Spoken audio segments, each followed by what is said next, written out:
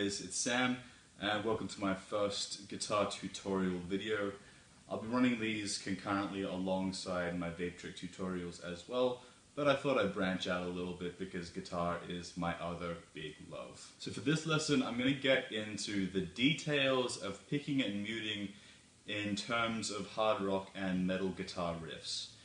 Specifically when and how to use up and down strokes, as well as what kind of muting to use and how important it is and how to use it as well. And you might think that you know all of these things, and chances are there's a possibility that you will. There's also probably some things you might have missed along the way, things to help make your riffs sound just that little bit much better. So let's get into it. Okay, so first I'm just going to get into a quick few tips about picking for metal and hard rock players. And the first thing is that if you're a metal player, especially a thrash metal player, there's a chance you might just be down picking everything. You don't want to do that. There are times, yes, when down picking all the time works, and that is why I included that Master of Puppets section of riff at the start of the video to highlight one of those types of riffs. That's all down strokes, and it definitely sounds better that way because that's the aggressive nature of it. But I encourage you to start using selective upstrokes. So I'm not talking about alternate picking. Honestly, if you're going to be playing, say it's a section with a lot of like open notes, I recommend using down picking all the time, you know. It doesn't, even if it's not necessarily metal, even if it's like hard rock or whatever. But definitely use your upstrokes to get a bit of flavor in your riffs, and especially for a hard rock riff. But see, this is why I also used one of my own riffs earlier in the video, so I can illustrate this point, and that's the.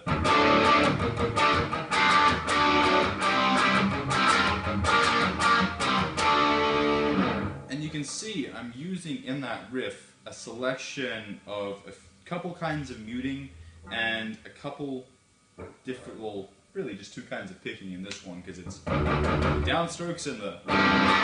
Sorry,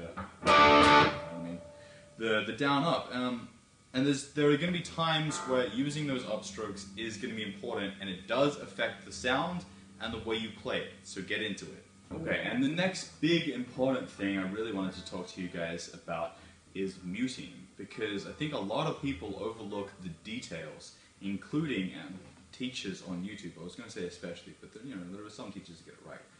But I've seen tutorials, guitar tutorials from YouTube guitar players who don't really seem to understand how to play metal, and I want to just kind of try and correct that, So first of all, palm muting. There's this much area, really, that you're going to want to have your palm at. It's like a centimeter, right at the bridge.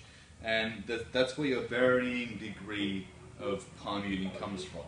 But if you find that you're playing your riff and your hand's up here, that sounds horrible. That's not palm muting.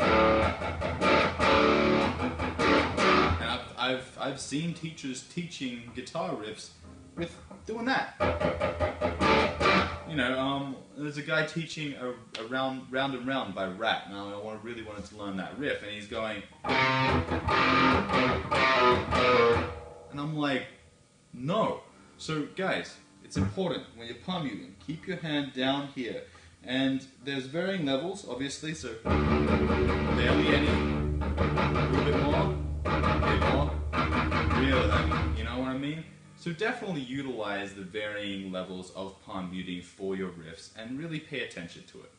The second thing, or the second type of muting, is with your left hand, and the main thing here is, say you want to mute all the sound, you want to be able to do it with two hands so it really cuts off. And that's like, and you notice what I'm doing here is I'm lightly pulling my fingers off. So they're still on the strings, but they're not pressing down on the fretboard. They're just, but I'm also muting with my right hand here, so I really cut off all the sound. Right? And that's a great way to do it in between riffs.